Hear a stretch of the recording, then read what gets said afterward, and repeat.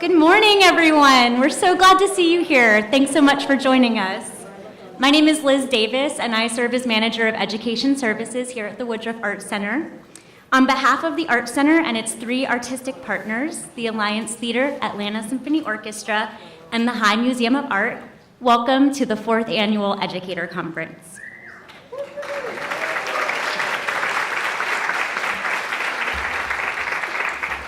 I'd like to begin today's program by thanking the many sponsors who have made this event possible. There are quite a few. The first is Gas South, as well as KPMG, who has sponsored both our early childhood education and our STEAM sessions, as well as a group of 10 teachers who are joining us on behalf of KPMG. Chick-fil-A has generously donated lunch for Thursday. Arby's has generously donated lunch for Tuesday. The Ford Motor Company Fund is supporting us, as well as Publix Supermarkets, No Big Whoop Bakery, and Suno Dessert, who will all be providing some treats for our special event tomorrow night, Story Stations and Libations. Additionally, I would like to introduce and thank the amazing conference team.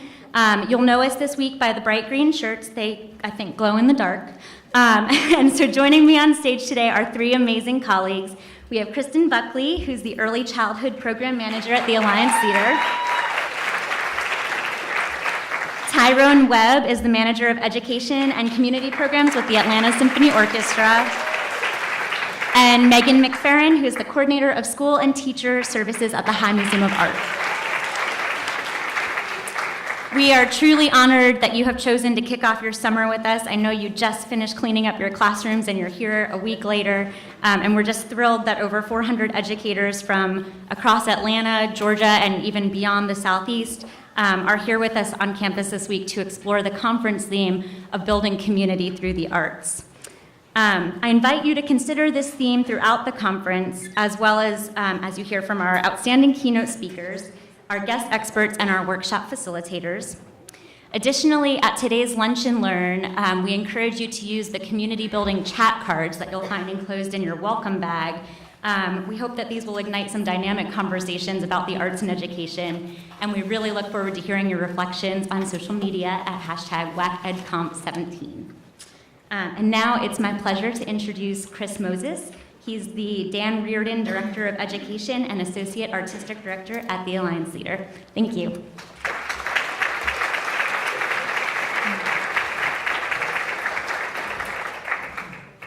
Thank you. I'm so happy to be here today. This is honestly one of my favorite parts of any season, this beginning of our summer when we welcome all of you educators here. We have our summer camps going on. We're deep into rehearsals for our next play. How many of you have been here before to one of the, okay, great. So normally you're probably familiar, we're convening on the Alliance stage across the lobby. But this year, something pretty extraordinary is happening. That space is currently being demolished because we are renovating a new theater space, a beautiful space that this city so richly deserves in preparation for our 50th anniversary. So while the theater is being renovated, we are about to launch an unprecedented adventure where we are going to perform our full 12-show season in 12 distinct venues throughout Atlanta. Trying to match the right story to the right neighborhood, to the right venue in that neighborhood. So this idea of community and what do we mean to the community has certainly been top of mind for all of us.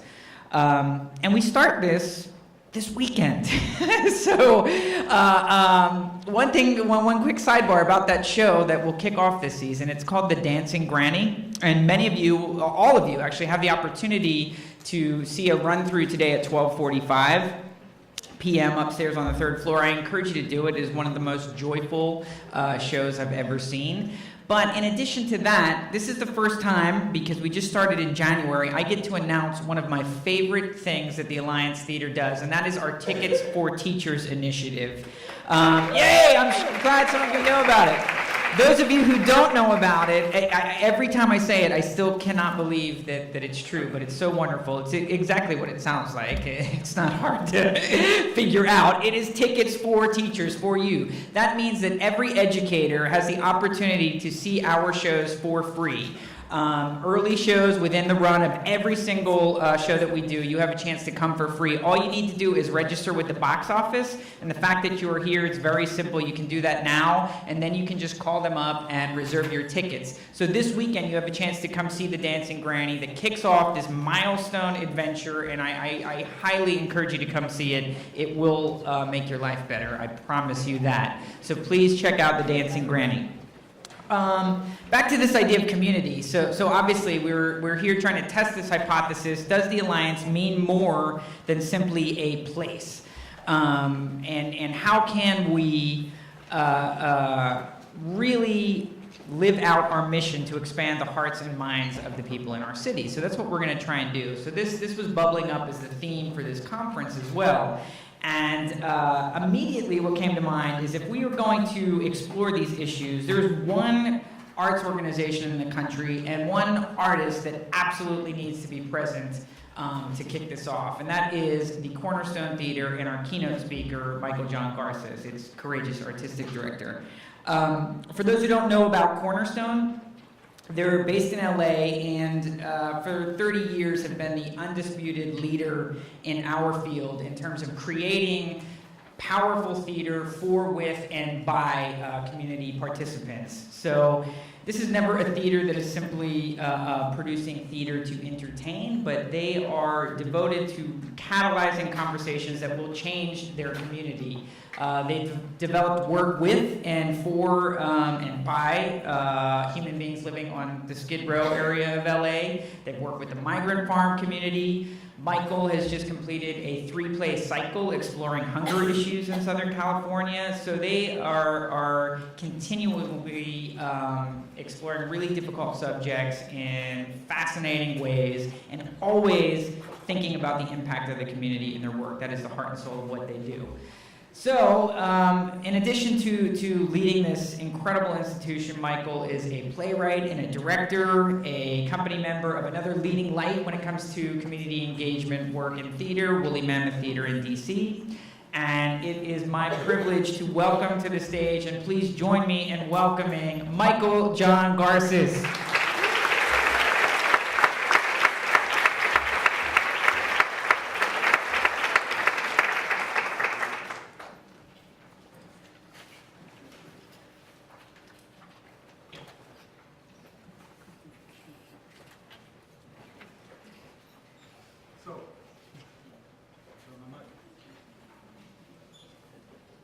Can you hear me? A little bit. I'm standing in a circle with a group of people, and they're all looking at me. And the silence goes long, and I find it uncomfortable. Somehow, I'm not quite sure how, I have apparently managed to convey, when giving direction, that I think the stories people have been sharing, mostly stories of the origin of the earth and of people, the stories we've decided to base the play we're making on, stupid. At least that's what the translator told me. I'm working with the Mayan Writers Collective in Chiapas, Mexico, and we're making a piece from scratch. And even though we have Spanish in common, most of the people in the circle speak primarily Tzotzil or Celtal.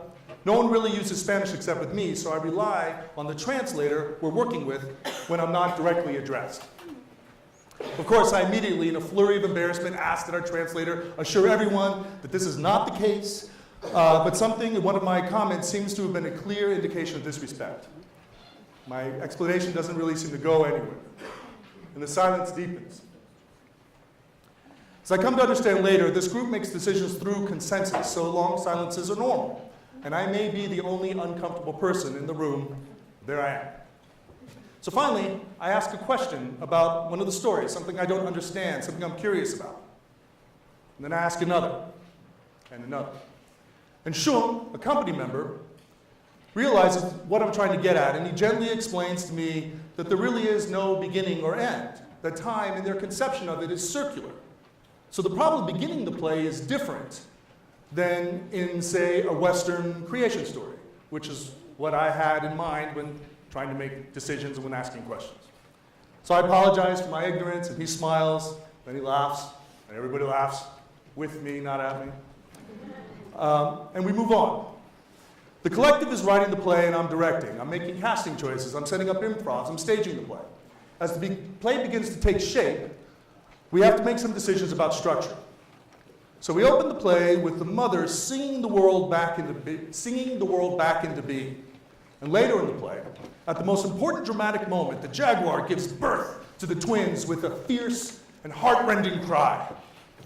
And at the end, the third woman in the cast delivers a short epilogue, a statement of purpose in all three languages, and directly addresses the audience. I'm happy with the company's work, and I feel good about the play. I'm looking forward to our final dress rehearsal, as friends have been invited to attend and to share their impressions. I'm particularly curious to see if some of our comedic moments land, get some laughs. Laughs are important to me. But as the show begins, I start to feel an unexpected tension in the audience.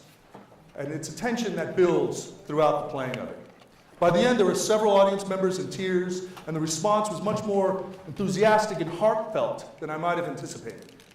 People sharing back speak to the power of witnessing their fellow community members take back these stories that they felt had been stolen from them generations ago.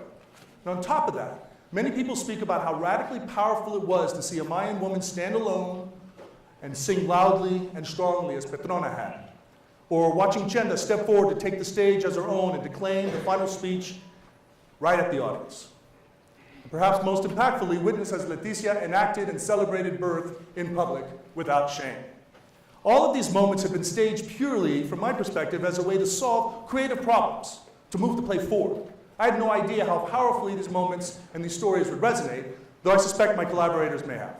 What I do know is something powerful happened in that room between the cast and the audience, something meaningful, something that would have been very difficult to anticipate and try to create. And that these moments, shared in the context of communal story and ritualized movement, acquired undeniable and heightened import. I think one of the things that made this aesthetic dynamic possible was the continuity of voice in the creative process and in the audience's experience. Even people in the audience who didn't self-identify as part of the community were very moved by the power of the reciprocal energy flowing back and forth between actors and audience. This possibility of intense shared artistic breakthrough between audience and performer is at the core of why I dedicated my life to making theater. I just didn't really know it until that moment, time. And I wanted more of this in the future. It was clear that I was going to have to make some choices, and that I would no longer be enough to just make good plays and interesting theaters and hope the audience would applaud at the end. Though I'm very happy for people to applaud, it's totally fine. I yearned for this kind of connection. I wanted my work to matter. So thinking back, it's the moment when I finally realized that I had to stop doing all the time, stop telling, stop directing, and start asking and listening. That our process, the process that made that moment possible, began when I realized that, instinctually. I didn't realize that listening was going to be the topic of this talk until a few days ago, so I was working on this. And frankly, if I was being true to the real subject of this address, I wouldn't say anything at all, which would probably be amazing.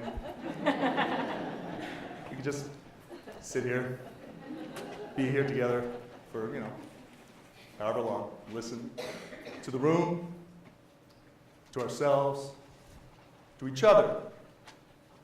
Listen to the listening.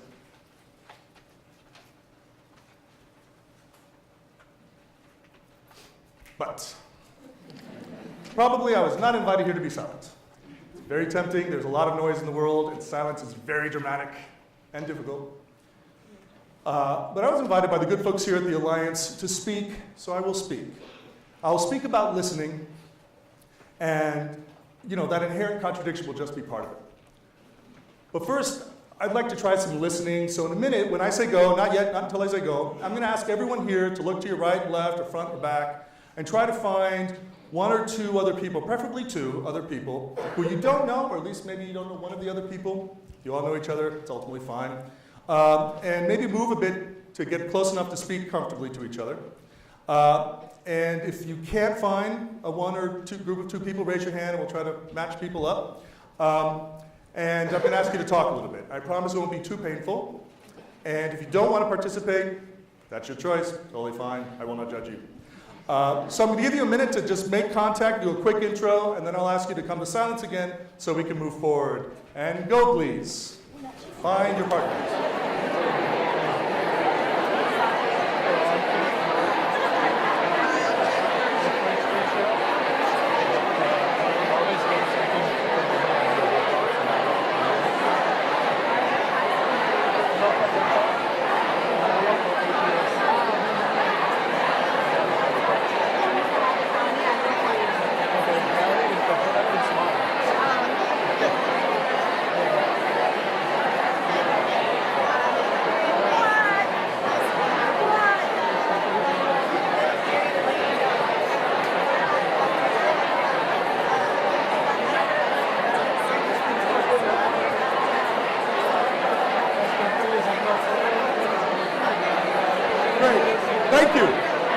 Thank you. Amazing.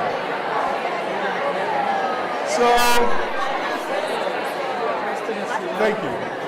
So we have introduced. So now I'm going to give you a prompt.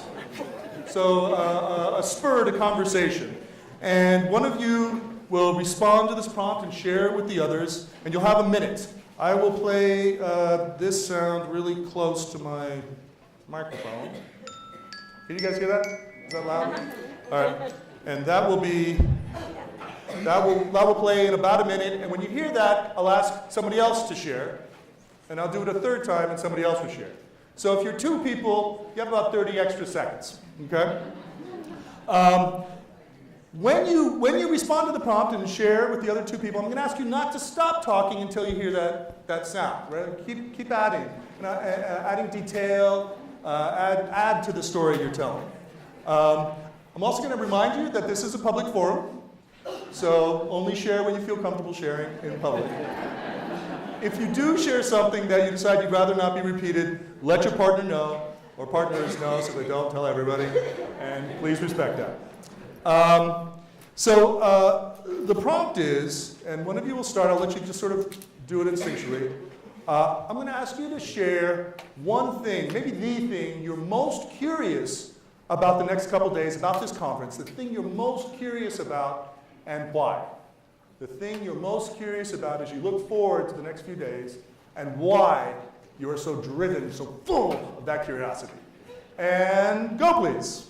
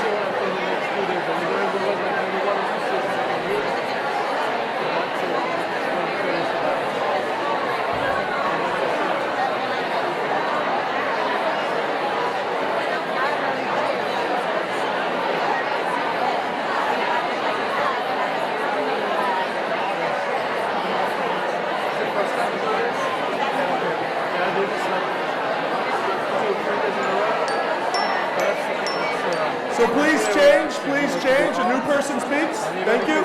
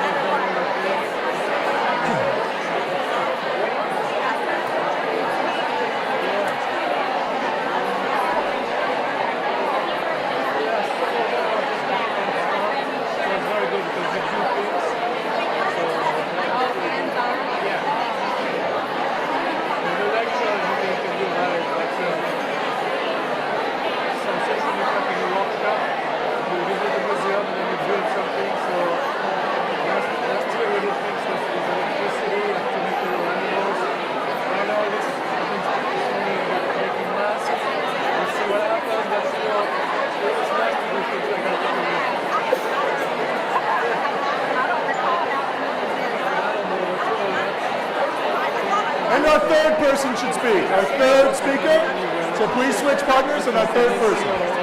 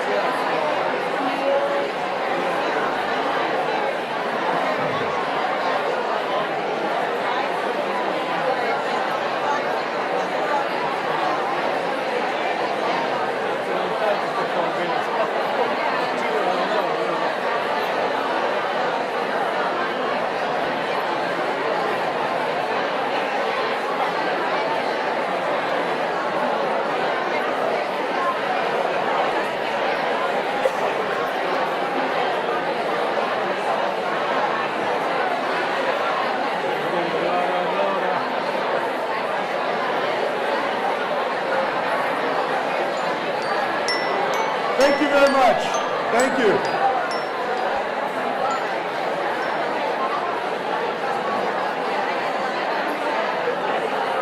Thank you very much. So I'm going to ask you to bring your conversations to a close, please. Thank you. That was the opposite of silence. Amazing. And beautiful. Thank you. I'm going to ask you to stick close to your groups because we'll have a little bit more conversation later on. For the purposes of this address, I'm going to speak from the perspective of a theater maker, because I am. But I, argue that theater is a synthesis of many forms, inclusive of music and dance and visual art, and that much, if not most of what I'm talking about applies to other disciplines, at least as I've experienced them. I know some of you are very experienced practitioners of some kind of art, and some perhaps consider yourselves less so. So there's all different degrees of expertise in this room, and I honor all of them. So I was invited to come talk to y'all. And I accepted with some excitement and some deep fear.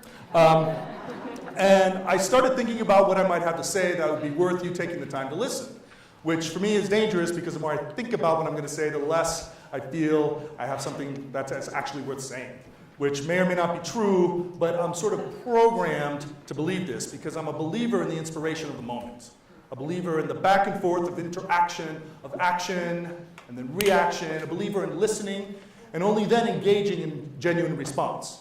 I'm a believer in drama. As a theater maker, I'm wired or condemned to believe that this is fundamentally true. So sometimes my improv gets me in trouble, but it's what I do. And then my friends here at the Alliance reached out to me and asked me to come up with the title, which is a really big commitment. So I sort of ignored that email. Figured it would just go away, they'd get tired, but they tracked me down, which is hard, I'm pretty elusive. And they persevered, and so of all the terrible titles I came up with their kind help, we ended up with the one that I suppose many of you have read in your programs. I haven't read mine yet, so maybe you haven't. It's, I think, the least terrible of my ideas. It's mostly the least terrible because it says something that I believe deeply. And I think it says it clearly and succinctly and assertively. But it's terrible nonetheless because I think someone who aspires to make art should approach any grand statement with a great deal of humility and even more skepticism. Someone who hopes to be an artist should always doubt what anyone else declares. And perhaps even more than that, question anything they themselves believe to be true.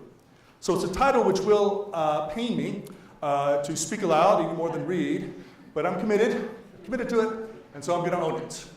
Engaged excellence, making art that matters. So there are several loaded words in this title.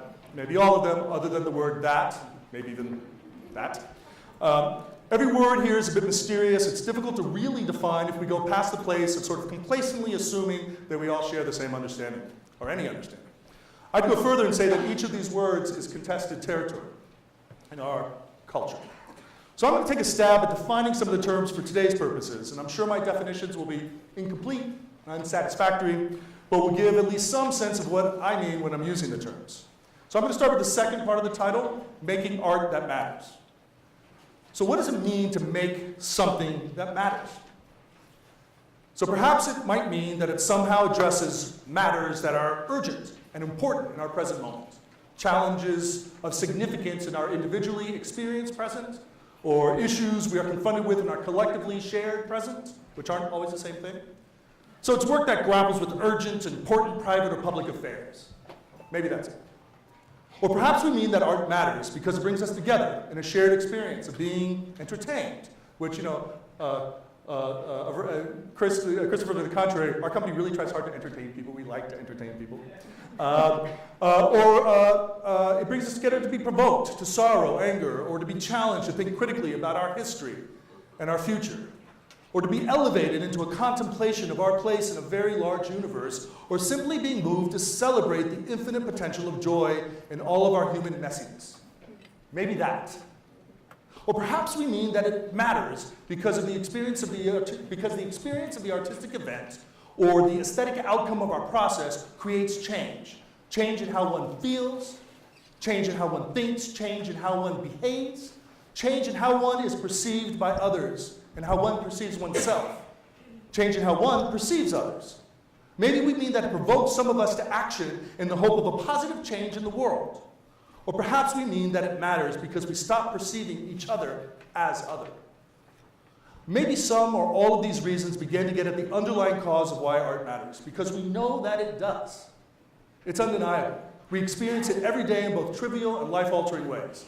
It's why our memories are so deeply entwined with stories we heard as children and those we have told since we were children. It's why songs we heard 20 years ago resonate so strongly in the present. It's why our favorite novels make us cry. It's why TV shows are such a huge part of the cultural memory that we share. It's why gaming is rewiring how we make decisions. The art we make and experience defines how we remember our history. It expresses how we feel and perceive our present, and it shapes how we imagine and then create our future. Art is crucial in our everyday lives. And so people, in general, and especially I think young people, are faced with a choice. Are they simply going to be consumers of art, simply be impacted by the stories and creations of others, or are they going to participate in this complex societal conversation and engage proactively, creatively, in giving voice to and thus defining their experience? Yeah? So what do we mean by making art?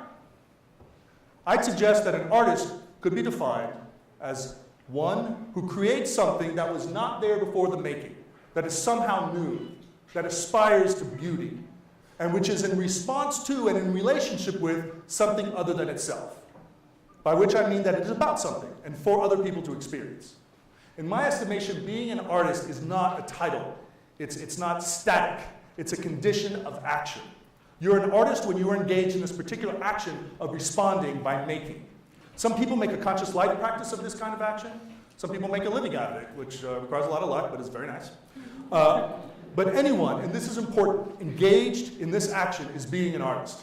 I find that any other way of defining this word, which creates hierarchy and necessitates approval by some authority, is ridiculous and dangerous.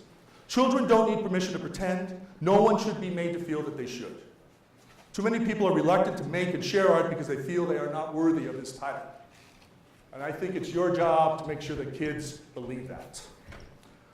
Now, making and this pretending, it's work. It's hard.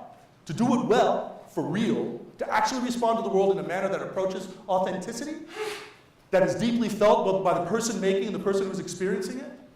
Children work at it. They practice all the time. This is what it requires. Hard work and practice, which is about excellence at the core. And we'll get back to that problematic word in a minute. But first, engagement. In the arts world, the funding world, this word has been a very popular buzzword for the past few years. People get excited about it. Everybody wants to engage.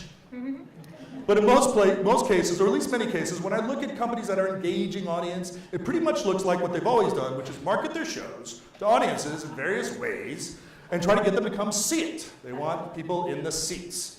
Now, it's perfectly honorable. I want to be clear. It's perfectly honorable to market your show. But it's not okay to lie when you're doing it.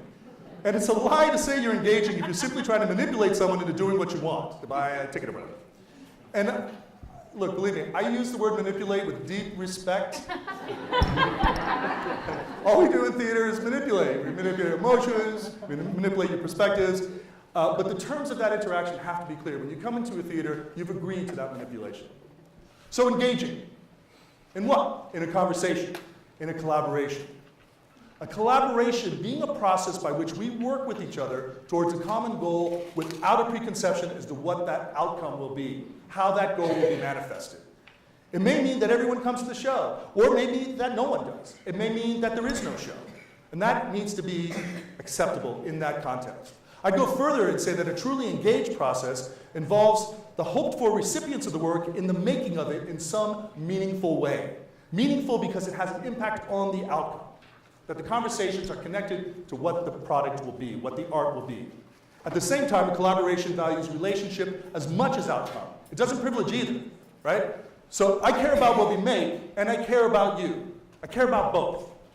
I'm going to take care of both, I'm going to achieve both. I'm going to maintain the integrity of the relationship, and we're going to make great art. And we're going to get both those outcomes, and I'm going to care equally about both. I won't sacrifice either. And this is true anywhere. This is true if you're making work in a school or in a social justice organization. If you tell your collaborators you want to have an engaged process, you have to be ready to let go of control of predetermined outcomes. You have to be ready to hear things you don't necessarily want to hear things that surprise or even shock you, and not only hear them, but let them have the requisite impact on the outcome. You have to learn to trust by trusting. You have to learn to lead by following. You have to share agency, and it's really hard. And it takes a lot of time. So why bother? Yeah? Well, for one reason, on a very basic level, every artist is essentially a fake. It's a fraud, right? So the basic premise of making theater is that we'll all agree to accept something that isn't true, we'll pretend that it is, and we'll feel things, at least for the duration of the event, right? We've all agreed we're going to accept this lie. And more than that, beyond that, it's very, very hard not to feel like a fraud or a fake when you're writing. When you're creating, when you assert a vision about the world, when you pretend to know and somehow portray or represent something that is at all outside your direct perception or experience. Maybe less so when you sketch or write a song or a poem that's a representation of nothing but your own perception. But when we start to respond to the world, as we kind of have to do in theater, to imagine someone other than oneself, to see through another's eyes, to speak from their perspective, we start to have a less authority than we might. We exert our imagination and we pretend. And no matter how much research, which is problematic, we might do, and how much we believe in the power of this imagination, we lack the authenticity of their lived experience. We simply do. This is the case with any creative leap of this nature, and it can get us into dangerous territory, especially when we undertake to speak for those who have experienced less privilege and less power than ourselves, who lack an acknowledged platform of their own for public expression. A generally acknowledged platform. People make their own platforms all the time. Engaging with others essentially recruits them to share responsibility for the work's aspiration to authenticity. And it helps create the conditions for some real measure of success in this regard. It's much easier to activate one's imagination if one is in collaboration with people in the communities represented, to give some kind of expression to their experience if they have voice in the acting of their story, to take creative risks with respect. And by respect, I mean that one is not exploiting the story of others, not simply gazing at them, but rather that everyone is consenting to how their experience is represented. Everyone is gazing at each other and engaging outwardly, equitably, if not equally. Quite simply, and perhaps even selfishly, for the artist it is an opportunity, a way to go deeper, to make better work that is more relevant to those experiencing it, work that matters. So I'm sitting in a circle at a forensic clinic in Utrecht, in the Netherlands. A forensic clinic is a place where people go who have committed very serious crimes, but who are found by the state to be mentally ill and so not responsible for those acts. And they're remanded to these clinics until such time as they no longer pose a threat or a danger to society or to themselves. There's a system of these kind of clinics in the Netherlands. This process can take a very long time, and for some, it's ongoing and will never completely end. But the mission of this clinic is to work towards their patients' health. They want their patients to be able to resume, or in some cases, begin for the first time their lives. They're not in prison. That said, again, they have committed very, very serious crimes. They've also experienced, for the most part, some high degree of childhood trauma. We, in the room, have decided collectively, together, to base our play on Hansel and Gretel. And today I've shared the script that I've written based on several sessions of story sharing. It has been remarkable to hear people make surprising connections between the text and their lives. Many of those connections I hadn't necessarily intended in any conscious way. They've made the play better by emphasizing certain things in the script, by claiming the voices as theirs as they took ownership of it and reading it aloud. And they've made it better by laughing. There were certain aspects of the script that have been challenged and will have to be addressed, rewritten. Then Jan, one of our community members, says that he hadn't really thought about it when they'd chosen Hansel and Gretel, that he didn't even remember the story that well. Actually, for example, there's a duck in Hansel and Gretel that's extremely important, this duck, and nobody ever remembers the duck. The duck is amazing. It's my favorite character in the play. But he was happy enough to go with it. It seemed like it would be fun. And as he talked about it, after having listened to the script and read the script together with the rest of the people in the circle, he said, you know, we've all had this experience, the experience of being those children, to being neglected and threatened and in danger. There was a pause. No one said anything. And then he said, of course, they'd also had the experience of being the evil witch, everybody in that circle. And there was a longer pause. And there was some acknowledgement of that, which changed how we talked about, how we thought about the work we were making. We read the text again, and those moments went deeper than they had before, and our sense of possibility, but also of risk, was greatly heightened. And a few days later, when we performed the play at a local theater for a local audience, it was remarkable to hear the audience, person after person, say that this was the first time that they had seen the patients from the clinic as something as more than simply the crime they had committed. That they saw them as people, as neighbors for the first time. This was still complicated for them, but they saw them as more than just the monstrous witch. So I'm going to ask you to tell the story to your partners, again, with a new prompt. And this time, maybe a different person should start us off. Yeah? Good? Yes. So I'm going to ask you to think about what makes you nervous in engaging in new conversations with people you don't know. And maybe even tell a story about a time when this was difficult for you, okay? So tell a story about a time when it was difficult for you to engage in a conversation with someone you don't know, or at least explore why it makes you nervous, or the aspects of conversation with a stranger, with someone perceived as a stranger, makes you nervous. Yes? Yes. And go, please.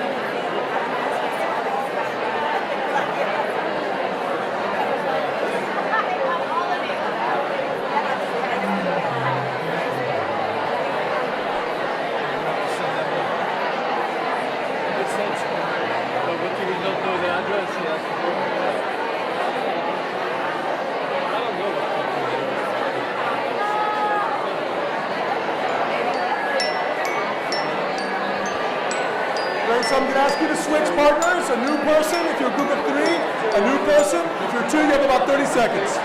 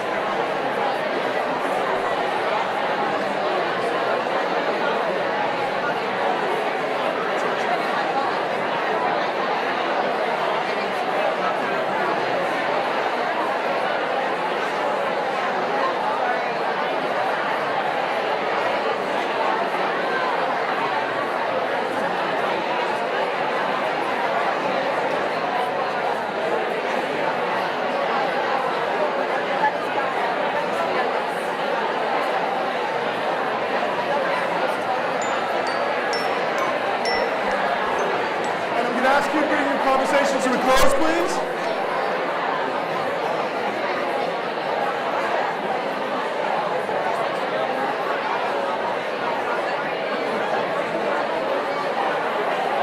So I'm going to ask you to bring your conversations to a close, please. Thank you very much.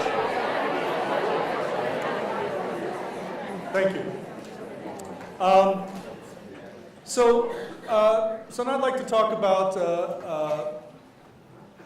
an equally or maybe even more important reason for engaging, which is excellence. And I think this is perhaps the most loaded of the words in the title, the most disputed. Like universal, it can be used as a code word masking exclusion, enacting segregation, creating a rationale for sexism and for racism. It makes me crazy. But yet, we aspire to, yeah? To rigor, to improvement, to being as good as we can be, to being better than that. Not settling, not being complacent. Our best selves aspire to this. So why should we not define and redefine the word, shape it to mean a kind of excellence that makes for a more excellent society? To mean, for example, an inclusive expression that is excellent because it is diverse, because it is the product of equitable choice, because we have worked hard to hone our sensibility to make choices that maximize the effectiveness of how the art we have made impacts its audience. Because what else is art for if not to do that? And because it is beautiful.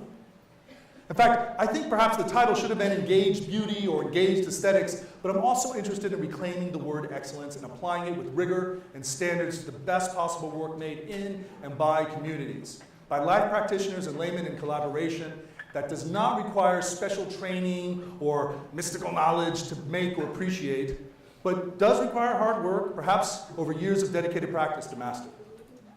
And this practice does not have to be learned at an Ivy League university or even at a grand marble art center on the hill. It can, it's nice. But it can also be learned and happen on the street, in clubs, in tiny theaters, in galleries, in houses, and it can and does happen in classrooms of elementary, middle, and high schools across the country, every day. So, okay, this is what we're undertaking, making excellent, engaged work, art, that matters. And that's easy enough to say, but how do you do it? And the short answer to that is I have no idea. And I honestly don't think anybody does. We pretend to, but I don't think anyone can know if they're doing it right. But I do believe we can engage in some practices that give us the opportunity to create conditions that allow for the possibility that we can achieve this. And come as close as possible on a consistent basis as doable. The question I get asked a lot, and which is, I think, one of, if not the major stumbling block when people consider undertaking to do engaged work, community-engaged work, work in which we collaborate without predetermined outcomes, is how do you get people to talk to you? How do you do it? 8th graders in an English class, prisoners in a holding cell, ex-gang members at a tattoo removal clinic, veterans at a hospital, investment bankers in a meeting room, off-duty police officers, teachers. How do you get someone to open up? Whether they're colleagues, neighbors, or people we consider strangers, maybe especially then, the anxiety about asking people to share, inviting them to engage, can actually persuade people not to undertake it at all. I frequently get asked this question, and my answer generally does get a laugh. I used to flatter myself that the laugh came because of my perfect comic timing and my impeccable delivery, but I actually think people laugh because they recognize the truth of the response. And I just killed that laugh, I think, I hope. Because I'd like to go a little bit further than that. I'd like us to really consider the question. How do you get people to talk to you? My response is, how do you get them to stop? Yeah? I cannot think of a time a person, young or old, resisted being listened to. I can think of many times as a director, often, where people, young and old, professional or not, resisted being told what to do. Too often, power, and oppression is power exerting its force against the will of its subject, tells one what to do and doesn't listen. It's my experience that people are eager, even hungry, to share their stories, to talk about their hopes and their fears, to give their perspective, to be heard. If a person feels that they are in a place where they can trust others with their stories, trust that they will not be misconstrued or misused, that they will have agency in how those stories are shared, in my experience, those conversations are incredibly rich. And most importantly, they must trust that you are actually listening. And you must actually be listening. Yeah? And I think that's really key, because listening is work. It is something that does not come naturally to me, at all. It requires attentiveness, not only to the words, but to tonality and gesture, to body language, to tension and relaxation. It requires you not to be thinking about your own response. It requires you to suspend judgment or disbelief. It requires you not to assume, which is really hard. The discipline of listening requires cultivating genuine curiosity. It means that you work so that you are not determining or even influencing the path the story is going, the thing you're hearing is going, due to your involuntary prompts or leading questions. That when you do ask questions, that they're real, that they are genuine in their response to the specifics of what you are hearing, not what you think you want to hear. And there's no formula, and that can be frustrating. But time and again, I found that a process that is based on actual sharing and listening, and that the goals and the material of the work come from an equitable process on this basis, that the work is resonant and often quite special, and that it matters. So saying that, the question that keeps me up at night is, why does this matter? Why does it matter to make art that matters? I don't have a ready answer for that either. I know that the perception of beauty activates our experience of the world. I know that beauty enhances the quality of our lives. And I believe that this is of tremendous value and importance. It cannot be overstated. History has shown time and again, healthy communities have vibrant aesthetic practices, shared practices. Communities suffering from trauma that are under duress typically do not. Which comes first? Healthy communities or vigorous art making? Probably they grow together, is my guess. And I think about the present moment in which we are living together. And I imagine many of us in this room do. We live in loud times. Often my experience of the civic dialogue nationally and locally is people talking at, but not with. It's of entrenched positions, of winners and losers, of words like truth and free being used in ways that strip them of meaning. And I think about anger. I think we live in angry times. Or, this is the story we tell ourselves.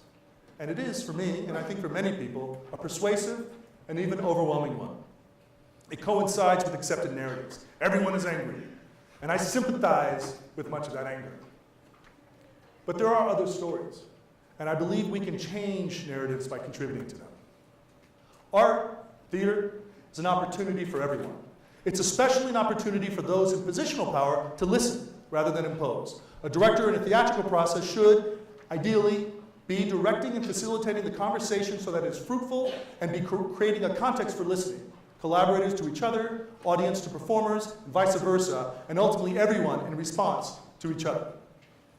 Art is an opportunity to change narratives that conceive of our society as fragmented communities of other, of us versus them, of apartness, of forgetfulness, of foreignness, of assuming difference is somehow a threat.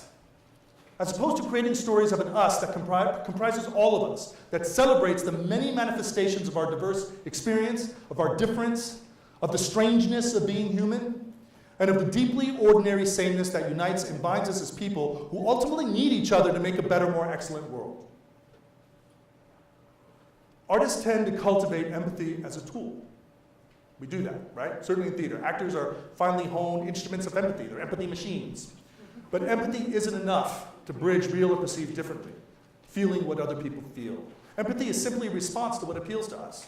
We tend to feel empathy for those who are familiar, for those who remind us of ourselves, for those we see as appealing. But I think through listening, through process, through art making, we have an opportunity to cultivate compassion, which takes work. To feel compassion for everyone, and not because of what they do, not because of who they are, not because they appeal to you, but simply because they are, regardless if we feel what they feel, because we value humanness, because we are. So I'm going to ask you to speak to each other one last time, please. And I'm going to ask you to share one thing you hope for right now, and why. One thing you hope for. And go, please.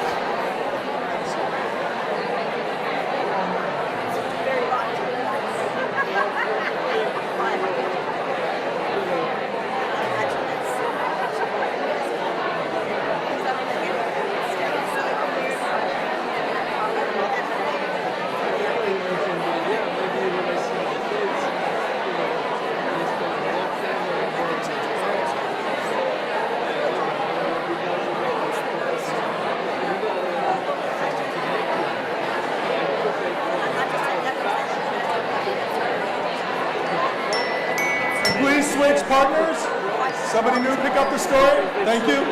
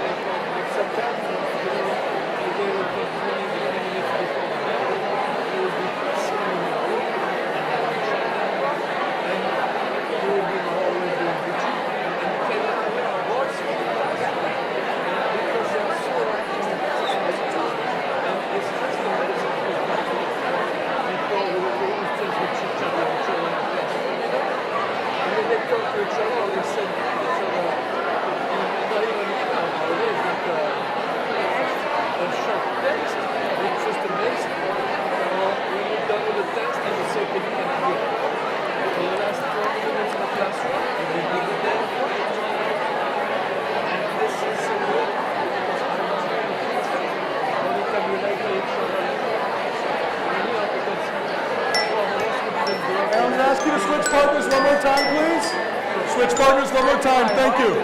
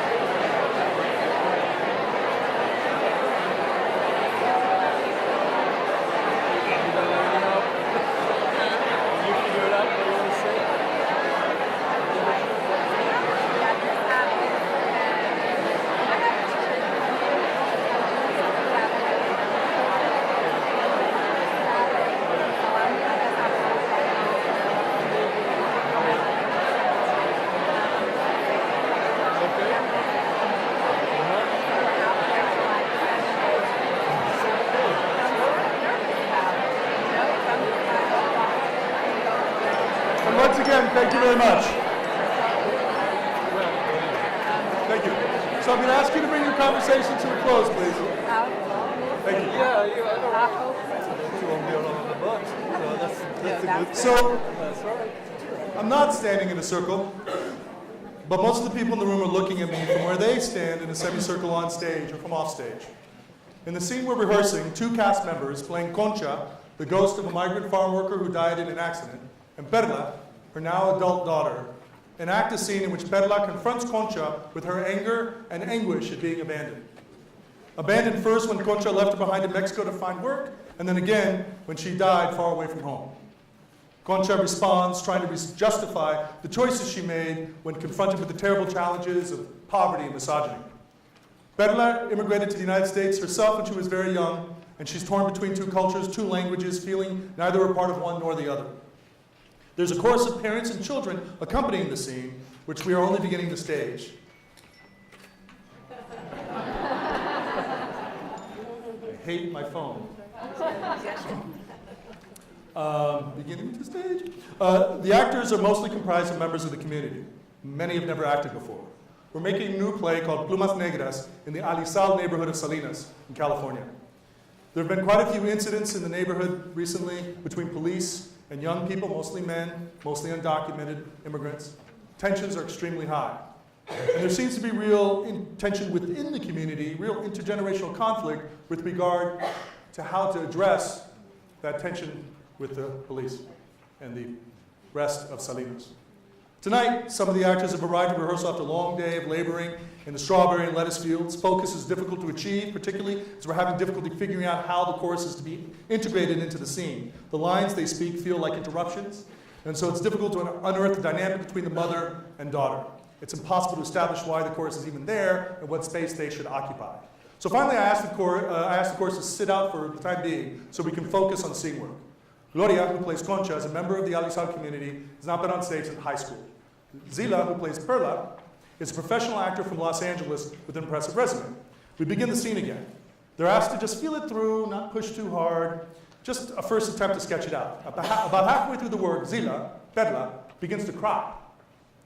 There is a great deal of emotive force in her addressing of Gocha. Gloria is startled, not sure how to respond. The scene continues.